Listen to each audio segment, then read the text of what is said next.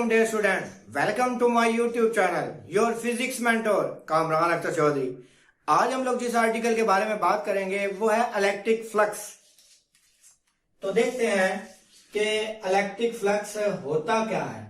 Electric flux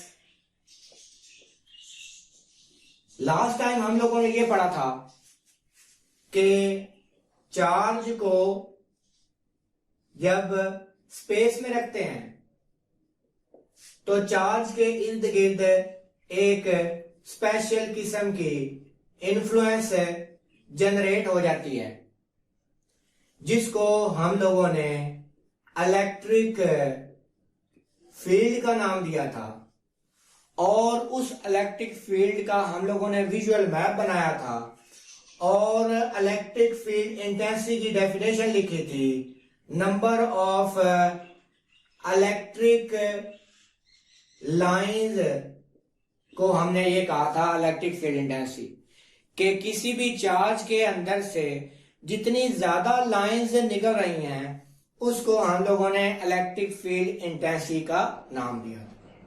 अब electric flux जो है वो हम लोगों को क्या बताएगा, पहले मैं इसकी एक्सप्लेनेशन में थोड़ी एग्जांपल देकर एक्सप्लेन कर लेता हूं, फिर हम लोग इसकी डेफिनेशन करेंगे। हम लोग ये कहते हैं कि ये हमारे पास एक पॉजिटिव चार्ज है और इससे इलेक्ट्रिक लाइन जो है ये निकल रही हैं, ज्यादा सारी लाइन जो है ये निकल रही हैं ये। अब हम लोग यहां पर एक एरिया कंसीडर करते हैं, ये रेड कलर का, इसको हम लोग 1 कह देते हैं, एरिया का नाम रख दिया है 1। इसी तरीके से हमारे पास एक और है ब्लू कलर का, इसको हम लोग 2 बोल देते हैं।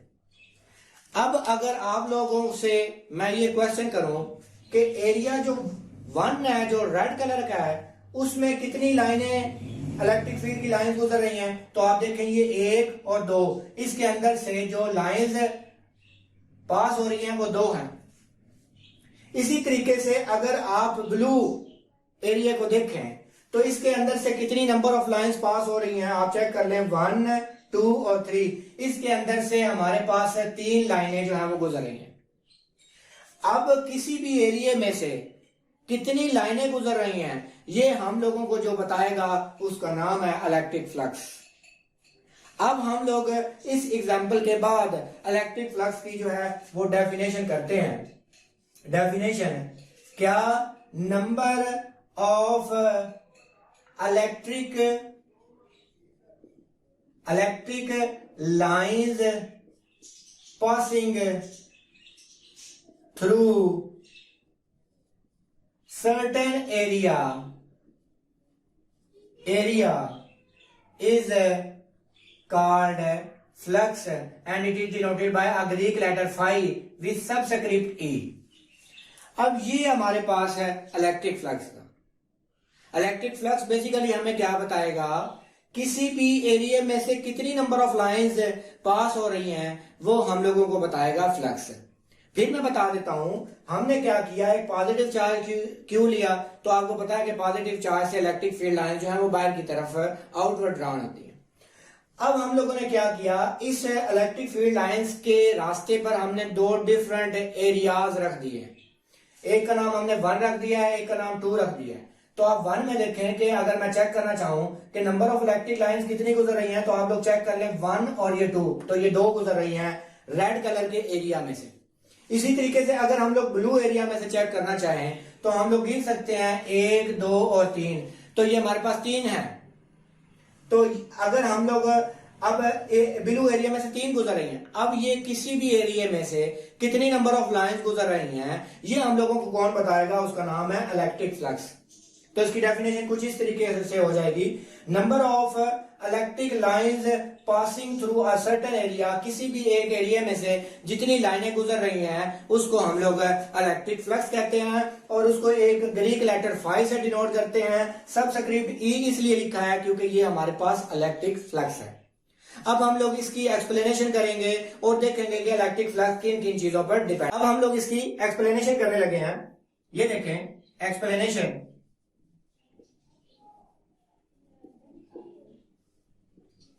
अब इलेक्ट्रिक फ्लक्स जो है, इसी एग्जांपल को अगर आप लोग देखें तो जो हमारे पास इलेक्ट्रिक फ्लक्स है वो दो चीजों पर डिपेंड कर रहा है।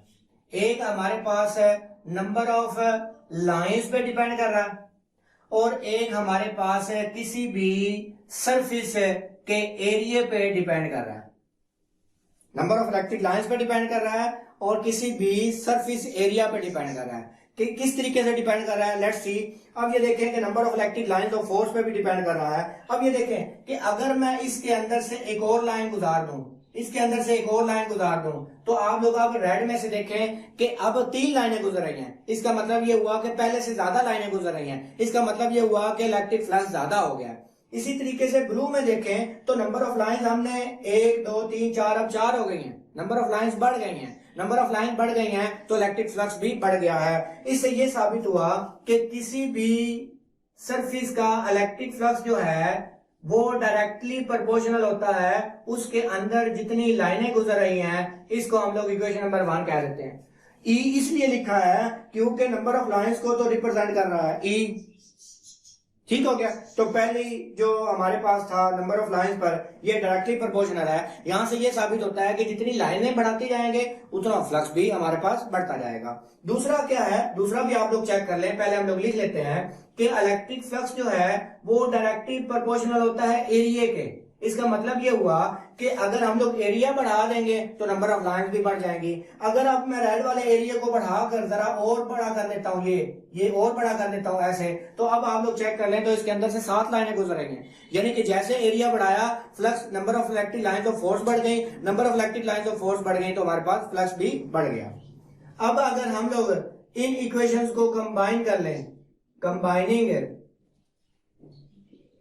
इक्वेशन 1 एंड 2, तो हमारे पास इलेक्ट्रिक फ्लक्स जो है वो डायरेक्टली प्रोपोर्शनल हो जाएगा E A के।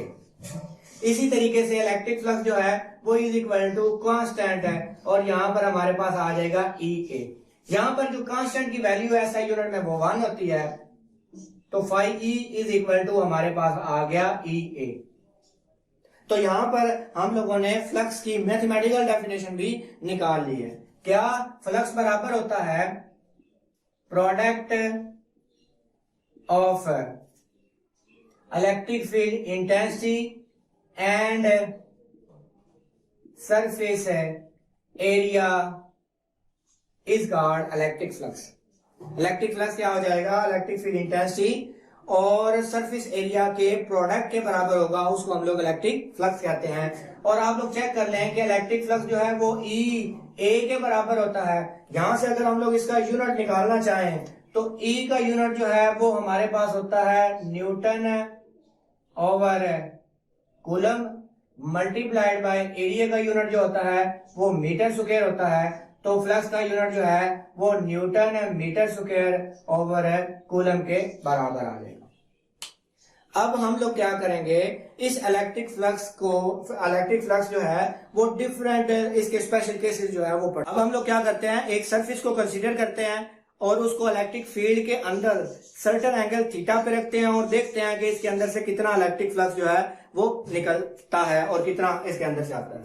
लेट हम लोग ये कह देते हैं कि एक सरफेस है हेल्ड की हुई है at certain angle theta with electric field. अगर हम लोग ये देखते हैं कि इलेक्ट्रिक फील्ड के साथ जो सरफेस रखी हुई है वो सर्टेन एंगल थीटा पे है, तो वो चेक कर लेते हैं। इससे पहले मैं आप लोगों को एक और फिजिकल क्वांटिटी बता देता हूं। वो हमारे पास क्या है, ये हमारे पास ए जो है ये हमारे पास एक वेक्टर क्वांटिटी है, वेक्टर क्वांटिटी है और इसको हम लोग वेक्टर एरिया बोलते हैं। अब ये ए जो है ये वेक्टर एरिया है। वेक्टर एरिया क्या है, ऐसा वेक्टर जिसकी मैग्नीट्यूड तो सरफेस एरिया के बराबर लेकिन इसकी डायरेक्शन जो है वो आउटवर्ड ड्रॉन होगी। फर्ज कर रहे हैं कि हमारे पास एक बुक है और बुक हमारे पास कुछ इस तरीके से ये बुक है। तो अब अगर आपने इसका वेक्टर एरिया ड्रा करना है तो वेक्टर एरिया इस सरफेस का इसकी लंबाई जरब चौड़ाई के तो बराबर, मैग्नीट्यूड में बराबर, लेकिन इसकी डायरेक्शन जो है वो आउटवर्ड ड्रॉन होगी। ये वेक्टर एरिया की डायरेक्शन होगी। यानी वेक्टर एरिया जो है ये एक ऐसा वेक्टर है जिसकी मैग्नीट्यूड तो सरफेस एरिया के बराबर, लेकिन इसकी डायरेक्शन जो है वो आउटवर्ड ड्रॉन होगी। अगर हम लोग फर्ज कर रहे हैं ये मेरे पास एक बुक है और उसकी सरफेस ये है और इसका मैं वेक्टर एरिया ड्रॉ करना चाहता हूं, तो वेक्टर एरिया की मैग्नीट्यूड जो है इसके सरफेस एरिया यानी लंबाई ज़रब चौड़ाई के बराबर, लेकिन इसकी डायरेक्शन जो है वो आउटवर्ड ड्रॉन होगी। बेसिकली हमारे पास फ्लक्स के अंदर हम लोग वेक्टर एरिया को इस्तेमाल करते हैं और देखते हैं कि इसके अंदर किस तरीके से हम लोग इलेक्ट्रिक फ्लक्स जो है वो कैलकुलेट करते हैं। अब हम लोग ये कहते हैं कि इलेक्ट्रिक फील्ड की डायरेक्शन जो है वो ये है और हम लोगों ने एक सरफेस जो है वो इस अंदाज में रखी हुई है ये। अब अगर इसका वेक्टर एरिया ड्रॉ करें तो मैंने आपको बताया है कि वेक्टर एरिया एक ऐसा वेक्टर है जिसकी मैग्नीट्यूड तो सरफेस एरिया के बराबर, लेकिन इसकी डायरेक्शन जो है वो आउटवर्ड ड्रॉन होगी। अब अगर मैं इसका वेक्टर एरिया ड्रॉ करूंगा तो उसकी डायरेक्शन जो है वो कुछ इस अंदाज में होगी। और अब आप लोग चेक कर लें कि वेक्टर एरिया और इलेक्ट्रिक फील्ड के डायरेक्शन के दरमियान में एंगल जो है वो थीटा बन रहा है। अब हम लोगों ने चेक ये करना है कि वेक्टर एरिया का कौन सा कंपोनेंट जो है वो इलेक्ट्रिक फील्ड की डायरेक्शन में होगा, क्योंकि वेक्टर एरिया का जो कंपोनेंट इलेक्ट्रिक फील्ड की डायरेक्शन में होगा वही हमें ये बताएगा कि इसके अंदर से कितनी number of electric lines of force जो है वो गुजर रही हैं। अब अगर हम लोग इसको दो कंपोनेंट में डिवाइड करेंगे तो इसका एक कंपोनेंट जो है वो ये आ जाएगा जिसको हम लोग बोलेंगे ए कॉस ऑफ थीटा, एक हमारे पास ये आ जाएगा जिसको हम लोग बोलेंगे ए साइन ऑफ थीटा। तो इस वक्त आप लोग चेक कर लें कि ए कॉस ऑफ थीटा जो है वो electric field intensity number of electric lines of force के डायरेक्शन के पैरेलल है, तो हम लोग ए कॉस ऑफ थीटा लेंगे जबकि ए साइन ऑफ थीटा इसमें इस्तेमाल नहीं होगा। यानी कि अब जो हमारे पास इलेक्ट्रिक फ्लक्स जो है वो हमारे पास ई ए नहीं आएगा बल्कि ए वेक्टर का एक्स कंपोनेंट भी आएगा। अब हम लोग इसको खोलें तो ये हमारे पास बन जाएगा E A cos of theta आ जाएगा, क्योंकि इसका ए का एक्स कंपोनेंट जो है वो कॉस थीटा हो जाएगा।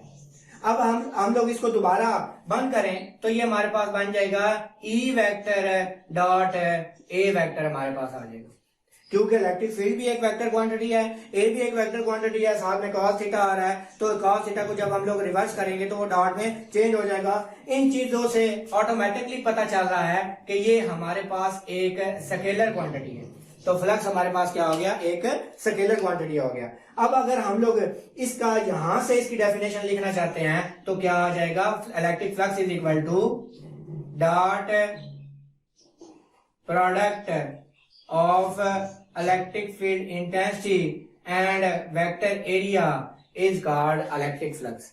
तो यहां से हम लोगों ने इलेक्ट्रिक फ्लक्स की एक नई डेफिनेशन पढ़ ली। ये जो हम लोग पढ़ रहे हैं ये हमारे पास मैथमेटिकली डेफिनेशन है, लेकिन ये जो मैंने आप लोगों को फिजिकली समझा दिया है, फिजिकली अगर आपको फिजिक्स समझ आनी शुरू हो जाएगी तो आप लोगों को फिजिक्स डिफिकल्ट नहीं लगेगी।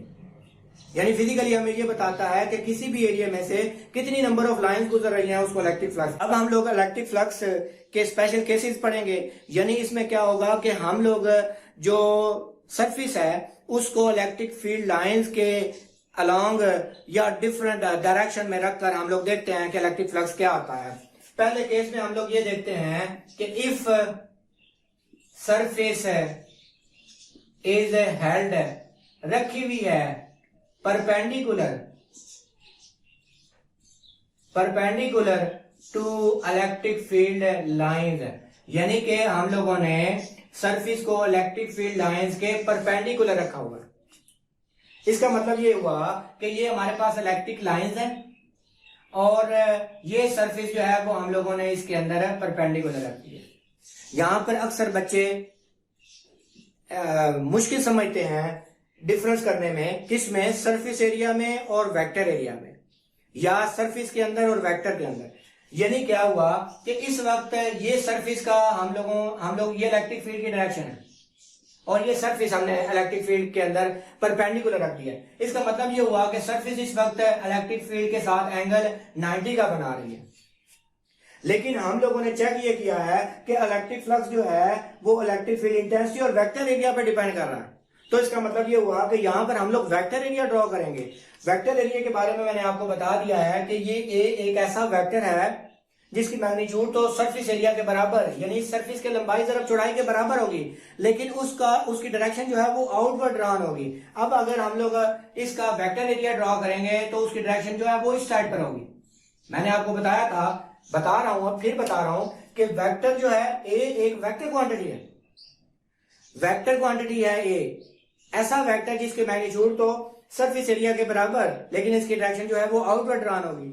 अब हम लोग ए ही वेक्टर एरिया क्यों ले रहे हैं? क्योंकि फ्लक्स जो है वो वेक्टर एरिया और इलेक्ट्रिक फील्ड इंटेंसिटी के डायरेक्टली प्रोपोर्शनल है। तो यहां पर अगर हम लोग फ्लक्स की वैल्यू को कैलकुलेट करना चाहें तो वो हमारे पास है E vector dot A vector phi E is equal to E A cos of theta. तो यहां पर आप लोग चेक कर लें, ए वेक्टर और ई वेक्टर आपस में पैरेलल है। तो इस केस में हम लोगों को नजर आ रहा है कि इलेक्ट्रिक फील्ड इंटेंसिटी जो है वो वेक्टर एरिया के पैरेलल है। इसका मतलब ये हुआ कि यहाँ पर थीटा जो है वो 0 डिग्री बन रहा है। तो यहाँ पर 0 पुट करेंगे तो phi E is equal to E A cos of 0 degree होगा। कॉस 0 आप चेक कर ले 1 के बराबर होता है। तो ये हमारे पास आ जाएगा phi E is equal to E A हमारे पास आ जाएगी। तो यही वैल्यू जो है वो मैंने पहले निकाली थी, इसका एक स्पेशल केस आप लोगों को बताया था।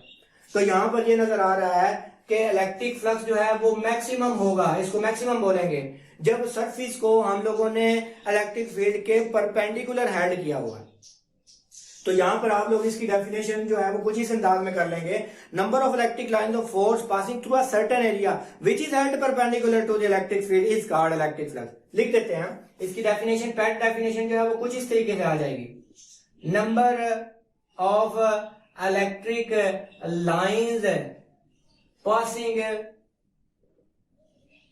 Through certain area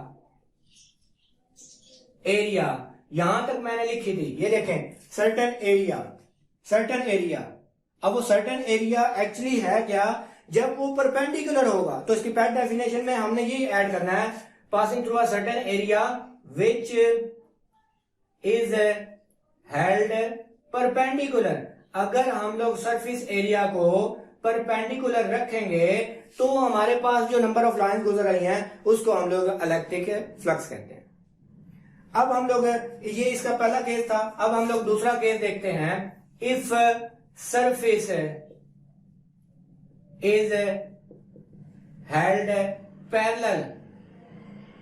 parallel to electric field lines के अगर हम लोगों ने सरफेस को पैरेलल रखा हुआ हो तो इसका मतलब ये हुआ कि इलेक्ट्रिक फील्ड की डायरेक्शन ये है और अब हम लोगों ने सरफेस को कुछ इस अंदाज में रख दिया, ऐसे ये सरफेस पड़ी हुई है तो ये इलेक्ट्रिक फील्ड लाइंस के पैरेलल है।